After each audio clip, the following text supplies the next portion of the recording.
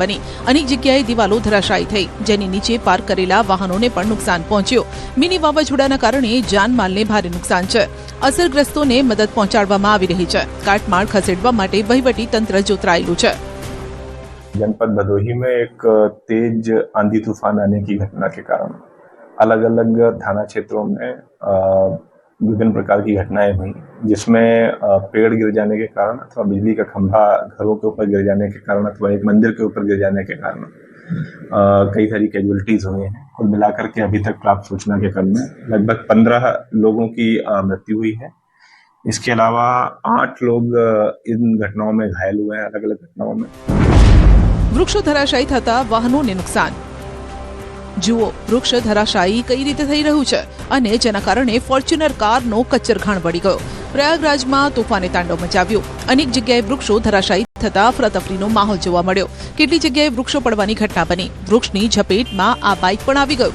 રસ્તા પર ટ્રાફિક જામના દ્રશ્યો સર્જાયા। સદનસીબે આ દુર્ઘટનામાં કોઈ જાનહાનિના સમાચાર નથી, જો કે કેટલી જગ્યાએ વીજ પુરવઠો ખોરવાઈ ગયો। संगम नगरी प्रयागराज में शाम 4 बजे करीब तेज आंधी और तूफान आया है। इसके चलते कई जगहों पर जर्जर जो पुराने पेड़ थे वो गिरे हैं। इस वक्त हम कचहरी रोड पे मौजूद हैं, जो कि म्योहाल से कचहरी की तरफ जाता है। आप देख सकते हैं पुलिस लाइन का गेट नंबर 2 है, उसके ठीक सामने ये काफी पुराना पेड़ था और ये गिर गया और इसके नीचे एक यहाँ पर फॉर्च्यूनर कार है जो यहाँ पर दबी हुई है।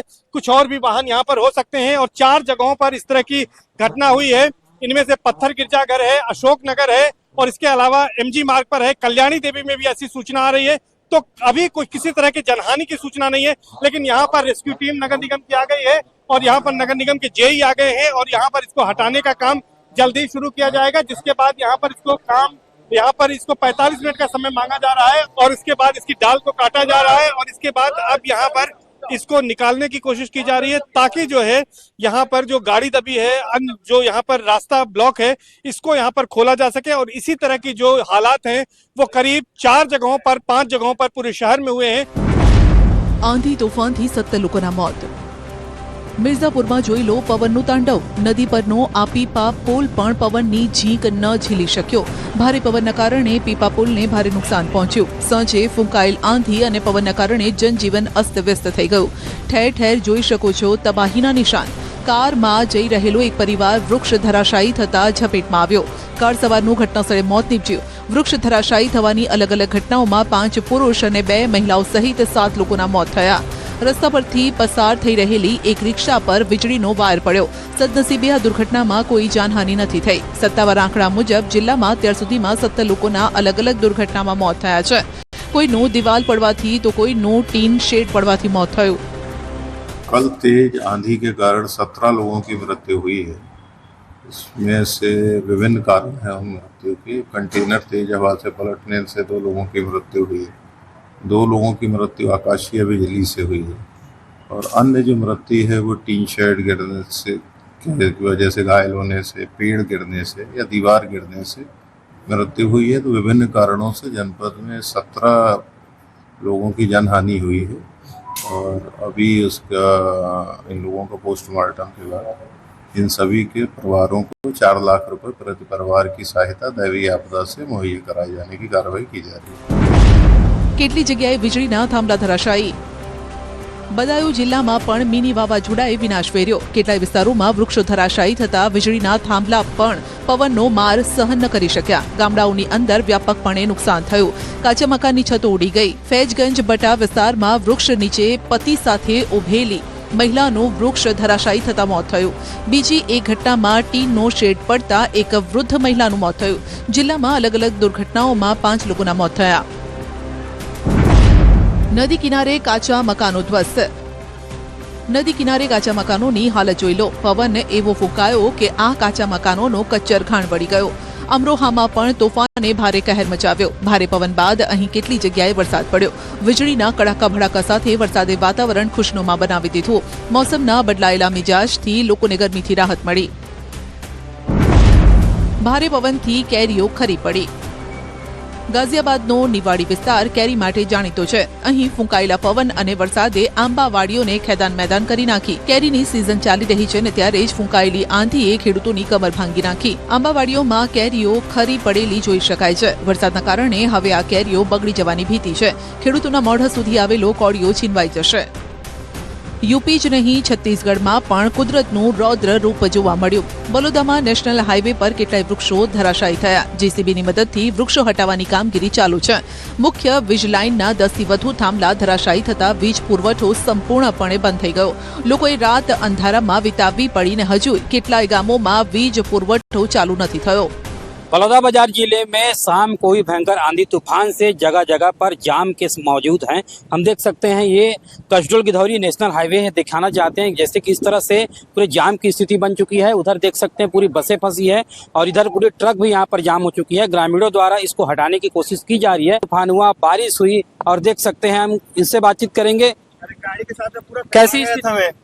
बहुत घटना है, बहुत बेकार स्थिति है. मैं अगर 2 जन के साथ में नहीं रहता ना, पूरा खेत में चला गया रहता.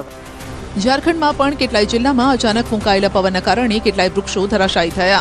લાતેહારથી તબાહીના દ્રશ્યો સામે આવ્યા. અહીં નેશનલ હાઈવે પર વિશાળ વૃક્ષ ધરાશાયી થતા વાહન ચાલકોને હાલાકી પડી.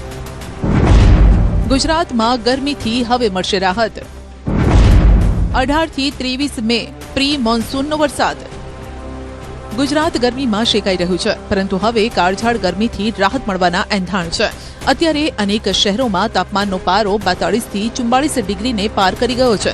ત્યારે જાણીતા હવામાન નિષ્ણાત અંબાલાલ પટેલે રાજ્યમાં ચોમાસાના આગમન અને પ્રી મોન્સૂન વરસાદને લઈને મહત્વની આગાહી કરી છે. અંબાલાલ પટેલની આગાહી મુજબ અરબી સમુદ્ર સક્રિય થવાના કારણે રાજ્યમાં ગરમીથી થોડી રાહત મળશે. 18 થી 23 મે દરમિયાન સૌરાષ્ટ્ર અને દક્ષિણ ગુજરાતના અનેક વિસ્તારોમાં ગાજવીજ સાથે પ્રી મોન્સૂન વરસાદ વરસશે. આ વરસાદના કારણે વાતાવરણમાં ઠંડક પણ પ્રસરે તેવી શક્યતા છે. હવે ધીરે ધીરે ગરમી ઘટવાની શક્યતા રહેશે. લગભગ તારીખ 16 મે પછી ગરમી ઘટવાની શક્યતા રહેશે. હવે ધીરે ધીરે 232 થી 280 ડિગ્રીના પવનો ફૂંકાવાની શક્યતા રહેશે. જે ભેજ લાવશે. દક્ષિણ પશ્ચિમ ના પવનો ભેજ અરબ સાગરમાંથી સરસર ભેજ લાવવાની શક્યતા રહેશે. અરબ સાગર અને બંગાળ ઉપસાગર 20 મે બાદ સક્રિય થવાની શક્યતા રહેશે. ગુજરાતમાં ચોમાસાનું આગમન ક્યારે? ચોમાસાના આગમનની ખેડૂતો કાગ ડોળે રાહ જોઈ રહ્યા છે. એક સવાલ ખેડૂતોને થઈ રહ્યો છે કે આ વર્ષે ચોમાસું વહેલું આવશે કે મોડું? ત્યારે અંબાલાલે આગાહી કરી છે કે 17 મેની આસપાસ અંદમાન નિકોબારના ટાપુઓ પર ચોમાસાનું આગમન થશે. મે મહિનાના અંત સુધીમાં દક્ષિણ ભારતમાં સારો વરસાદ શરૂ થશે, જેની સીધી અસર પશ્ચિમ ભારત પર પણ જોવા મળશે. ગુજરાતમાં 15 જૂનની આસપાસ ચોમાસું બેસી જવાની સંભાવના અંબાલાલે વ્યક્ત કરી. આંદામાન નિકોબાર ટાપુ પર તારીખ 17 થી 20 માં વરસાદ થવાની શક્યતા રહેશે. તારીખ 23 મે માં આંદામાન નિકોબાર ટાપુ પર ભારે વરસાદ થવાની શક્યતા રહેશે. ચોમાસા અંગે જોવા જઈએ તો લગભગ રોહિણી નક્ષત્રના પાછલા ભાગમાં વરસાદ થાય તો ગુજરાતમાં કંઈક વરસાદ થવાની શક્યતા રહેશે. 8 થી 15 જૂનમાં કેટલાક ભાગમાં વરસાદ થવાની શક્યતા રહેશે. પરંતુ તારીખ 23 જૂનથી 28 જૂન વચ્ચે ગુજરાતના ઘણા ભાગમાં વરસાદ થવાની શક્યતા રહેશે અને સારો વરસાદ થવાની શક્યતા રહેશે. આ અરસામાં જળચર પ્રાણીઓ દળમાંથી બહાર આવી જવાની શક્યતા રહેશે. લગભગ પુનર્વસુ નક્ષત્રમાં વરસાદ થાય તો પુષ્યમાં થાય. ખાસ જુલાઈ આસપાસ પુનર્વસુ નક્ષત્રમાં વરસાદ થશે તો પછી 20મી જુલાઈ આસપાસ વરસાદ થવાની શક્યતા રહેશે. જો કે 20મી જુલાઈ આસપાસ ઉત્તર ભારતના ભાગોમાં વરસાદ થવાની શક્યતા રહેશે. કદાચ ગુજરાતના ભાગોમાં વરસાદ ઓછો થઈ શકે.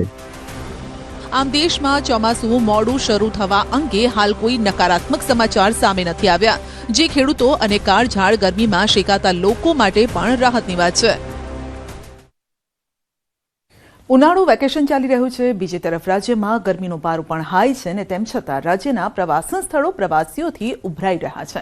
કોઈ ગરમીમાં ઠંડા કૂલ થવા વોટર પાર્ક અને સ્નો પાર્કમાં જઈ રહ્યું છે અને અહીં ભીડ જામી છે. તો જૂનાગઢ, ગીર, નર્મદામાં પણ વેકેશનમાં પ્રવાસીઓની સંખ્યા વધી છે.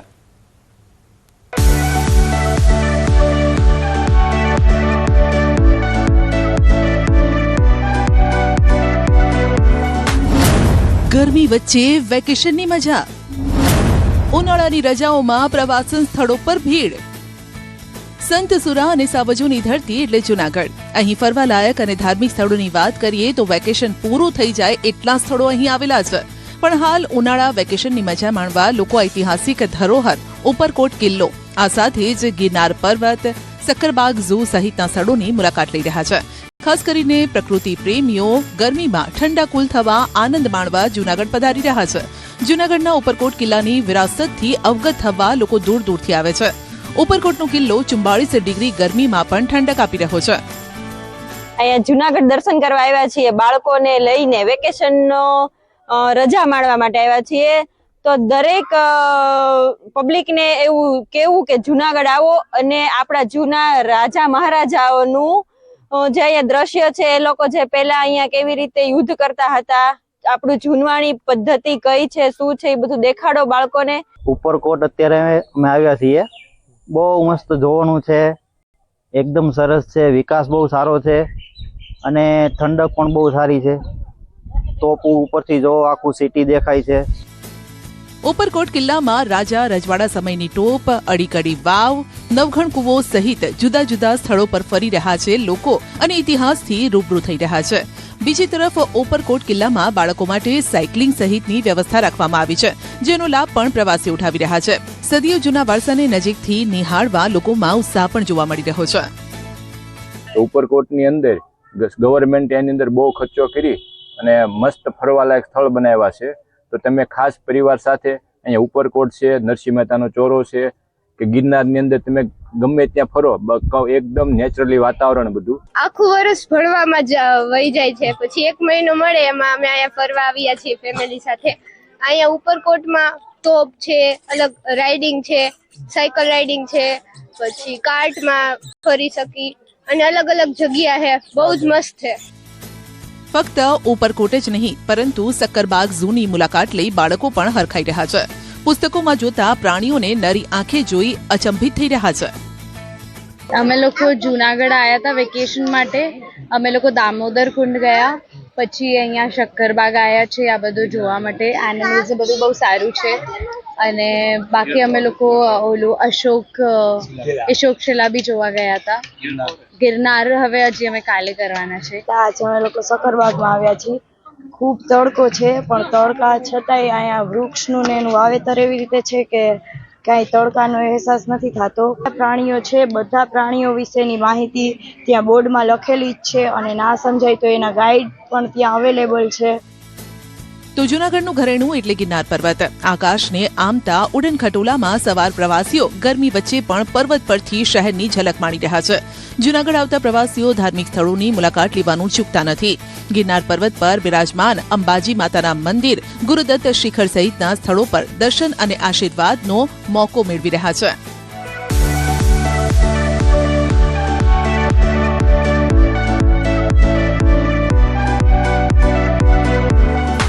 બાળકો આખું વર્ષ અભ્યાસ કર્યા બાદ ઉનાળુ વેકેશનની કાગડોળે રાહ જોતા હોય છે, કારણ કે આ એવો સમય હોય છે જ્યારે આખો પરિવાર સાથે ફરવા જઈ શકે. ત્યારે આ વર્ષે પણ શાળા કોલેજમાં પરીક્ષાઓ પૂર્ણ થતા વેકેશનની મજા માણવા મોટી સંખ્યામાં પ્રવાસીઓએ સ્ટેચ્યુ ઓફ યુનિટી તરફ મીટ માંડી. નર્મદા જિલ્લો આમ તો પ્રાકૃતિક સૌંદર્ય ધરાવતો જિલ્લો છે, ત્યારે હાલ ગરમી વચ્ચે ઠંડા કુલ થવા લોકો અહીં પહોંચી રહ્યા છે. 2018માં સ્ટેચ્યુ ઓફ યુનિટીનું પ્રધાનમંત્રી નરેન્દ્ર મોદીએ લોકાર્પણ કર્યા બાદ અત્યાર સુધીમાં 2.70 કરોડ જેટલા પ્રવાસીઓ અહીં નોંધાઈ ચૂક્યા છે. ખાસ વાત કરીએ તો હાલ ઉનાળાની કાળઝાળ ગરમી પડી રહી છે. 44 થી 45 ડિગ્રી તાપમાનમાં પણ પ્રવાસીઓ સ્ટેચ્યુ ઓફ યુનિટી પર આવી રહ્યા છે. તમને હું સુવિધા બતાવીશ કે જે સ્ટેચ્યુ ઓફ યુનિટી પર આવતા જ તમને દરેક જગ્યાએ પીવાના પાણીની સુવિધા, દરેક જગ્યા પર આરોગ્યની સુવિધા, સિક્યુરિટીની સુવિધાથી માંડી અને તમામ જે આ એસી હોલ છે, આ એસી હોલમાં આ જે પ્રવાસીઓ છે મોટી સંખ્યામાં અહીં આવી અને આનંદ માણી રહ્યા છે. માતા પિતા અને બાળકો માટે સ્ટેચ્યુ ઓફ યુનિટી હવે હરવા ફરવા માટેનું પ્રવાસન સ્થળ બન્યું છે. 42 ડિગ્રી તાપમાન વચ્ચે પણ લોકો અહીં ઠંડક અનુભવી રહ્યા છે, કારણ કે એસઓયુ મેનેજમેન્ટે પ્રવાસીઓને ગરમીથી બચાવવા માટેની તમામ વ્યવસ્થા કરી છે. स्टैचू ऑफ यूनिटी अथॉरिटी द्वारा भी ये पूरा प्रयास किया गया है कि जो यहाँ प्रवासी आते हैं उनको समर वेदर में भी पूरी सुविधाएं मिल सकें. शेडेड वॉकवेज यहाँ कंस्ट्रक्ट किए गए हैं, उसमें स्प्रिंकलर की व्यवस्था की गई है, जगह जगह लोगों के बैठने के लिए शेड्स का अरेंजमेंट किया गया है. આકરી ગરમી વચ્ચે પણ એસઓયુનું આકર્ષણ ઓછું નથી થયું. તેનું કારણ છે કે અહીં આવતા પ્રવાસીઓ માટે તંત્ર તરફથી અલાયદી વ્યવસ્થા કરાઈ છે. સ્ટેચ્યુ ઓફ યુનિટી સુધી પહોંચવા માટે ખાસ એસ્કેલેટર બનાવાયા છે. ઉપરાંત અશક્ત અને ચાલી ન શકે તેવા પ્રવાસીઓ માટે વ્હીલચેરની સુવિધા છે. દરેક જગ્યાએ પ્રવાસીઓને ઠંડુ પીવાનું પાણી મળી રહે છે. ગરમીમાં પાણીનો છંટકાવ થાય છે. ખુલ્લી જગ્યામાં શેડની પણ વ્યવસ્થા છે. દરેક જગ્યાએ પાણી, ઠંડા પાણીની સુવિધા છે અને કુલર, એસી બધી સુવિધાઓ અહીંયા ઉપલબ્ધ છે. અહીંયા ઉનાળામાં નહીં પણ શિયાળામાં ફરતા હોય એવો સ્ટેચ્યુ ઓફ યુનિટીમાં અહેસાસ થાય છે. ફરવા માટે અહીંયા સ્ટેચ્યુ ઓફ યુનિટી વારંવાર આવવું જોઈએ. સ્ટેચ્યુ ઓફ યુનિટીમાં બહુ જ મજા આવે એવું છે અને પ્રાકૃતિક સૌંદર્ય છે એ બહુ બધું સરસ છે અને અહીંયા બધી સિક્યુરિટી પણ બહુ સારી એવી છે. આટલી પણ ગરમીમાં અહીંયા ક્યાંય છે ને ગરમીનો અહેસાસ થતો નથી. બધી સેન્ટ્રલ એસી છે તો બહુ ઠંડી અને મસ્ત મજા આવે એવું છે. અહીંયા ફૂલ ગરમીમાં જરાય એવું નહીં લાગે કે ગરમી છે. અહીંયા એસી એન્ડ બધી સુવિધાઓ બહુ મસ્ત છે.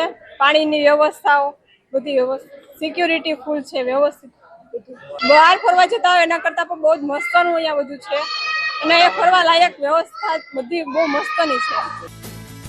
આમ ઉનાળાની ગરમીમાં પણ એસઓયુમાં રોજના 20 થી 25,000 પ્રવાસીઓ પહોંચી રહ્યા છે. હાલ તો ઉનાળાની ઋતુ છે, પરંતુ 1 મહિના બાદ સૂકો લાગતો આ વિસ્તાર લીલોતરીથી છવાઈ જશે અને ત્યારે પણ અહીં પ્રવાસીઓની ભારે ભીડ જામશે.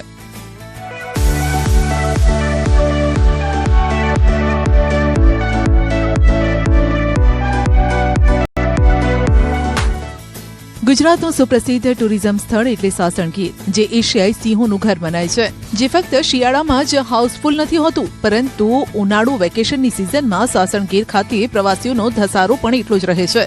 જંગલના રાજા સિંહ પરિવાર તેમજ અન્ય વન્ય પ્રાણીઓને નિહાળી પ્રવાસીઓ રોમાંચનો અનુભવ કરે છે. ડાલામથા સિંહોને જોવા માટે લોકો સાસણગીર તરફ આવી રહ્યા છે. ફક્ત રાજ્ય જ નહીં, દેશ જ નહીં, વિદેશના લોકોને પણ આ વિસ્તાર પસંદ આવી રહ્યો છે. હાલ ઉનાળુ વેકેશનનો સમય હોવાથી વન્યજીવ પ્રકૃતિથી લોકો રૂબરૂ થઈ રહ્યા છે અને શાંતિનો અનુભવ કરી રહ્યા છે.